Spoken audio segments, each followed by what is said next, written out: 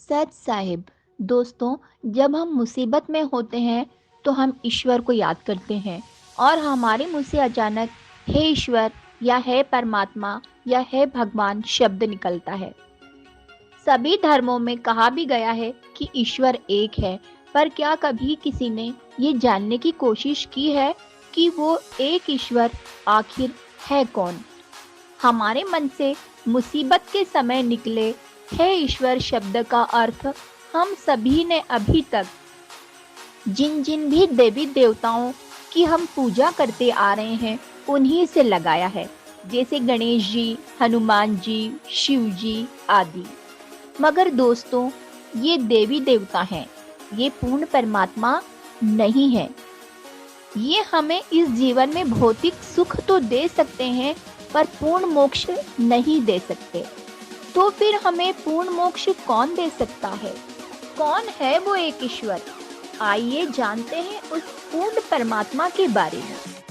पवित्र वेद, शास्त्र और सद्ग्रंथों ने यह प्रमाणित कर दिया है कि वह परमात्मा मनुष्य सदृश है, भूलोक के तीसरे पृष्ठ पर विराजमान है तथा राजा की भांति रहता है।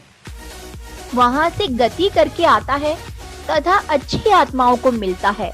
वह पृथ्वी पर कवियों की तरह आचरण कर विचरण करता है और उसका नाम कबीर है। कुल करतार तथा सर्वज्ञ कबीर परमेश्वर आज से 600 साल पहले काशी बनारस में कमल के फूल पर प्रकट हुए थे।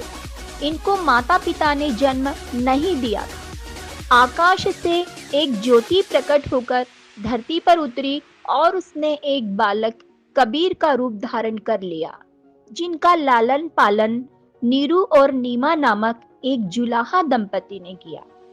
कबीर साहब के जन्म का संबंध किसी विधवा ब्राह्मणी से जोड़ना एकदम अनर्गल तथा आधारहीन तथ्य है।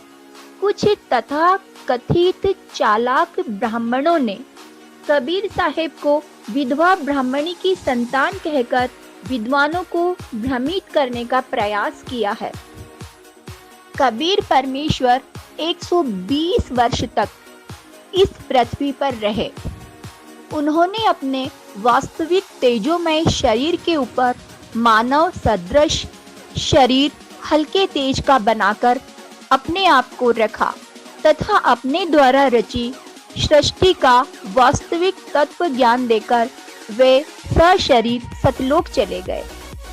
हमको ये बताने के लिए तथा कलयुग में ये सिद्ध करने के लिए कि हु इज गॉड वे यहाँ भटकते ही रहे, पर किसी ने उनको नहीं पहचाना और उन पर बहुत जुल्म किए। Who is God? Kabir is God.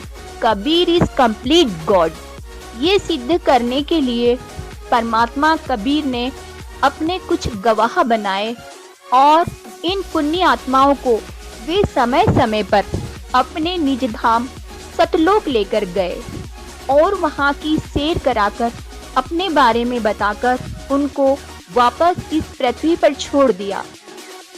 आदरणीय नानक साहेब जी सिख धर्म, आदरणीय मुलकदास जी, आदरणीय घीसा दास जी, आदरणीय गरीबदास जी, आदरणीय दादू साहेब उन पुण्य आत्माओं तथा दृढ़ भक्तों में से एक हैं।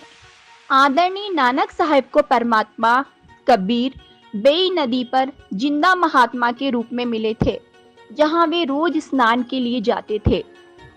परमात्मा नानक साहेब को सतलोक लेकर गए, जहां नानक साहेब ने असंख्य ब्रह्मांडों के सिंहासन पर उन्हीं जिंदा महात्मा को परमात्मा के रूप में विराजमान देखा। परमात्मा कबीर ने नानक साहब से कहा, मैं काशी बनारस में रहता हूँ, एक धानक जुलाहे का काम करता हूँ तथा कबीर मेरा नाम है। तुम वहां आना, सतनाम दूंगा। तीसरे दिन उनको वापस छोड़ा। नानक साहब मोदी खाने में सुल्तानपुर नवाब के यहाँ नौकरी करते थे। परमात्मा की प्राप्ति की तड़प के लिए उन्होंने नौकरी त्याग कर काशी जाकर पता किया तो देखा कि परमात्मा झोपड़ी में बैठे हैं तथा खड्डी पर जुलाहे का कार्य कर रहे हैं। तब नानक साहब की आंखों में पानी भर आया और उन्होंने कहा, पाई सूरत मुलक की वेश है ठगवाड़ा ठगी देश खरा सियाणा बहुतावार धानक रूप रहा करता। लोगों देखो, ये बैठा है भगवान, धानक कबीर के रूप में बैठा है। ऋग्वेद मंडल 9 सूक्त 86 मंत्र 26 से 27, ऋग्वेद मंडल 9 सूक्त 82 मंत्र 1 से 2, ऋग्वेद मंडल 9 सूक्त 96 मंत्र 16 से 20 आदि तथा पवित्र बाइबल, पवित्र कुरान शरीफ, सूरत फुरकानी 25 आयत नंबर 52, 58, 59 पर लिखा है, फला तुतियल काफिरन व जहिदहुम बिही जिहादन कबीरा कबीरन, अर्थात वह कबीर अल्लाह कबीर देव पूजा के योग्य है।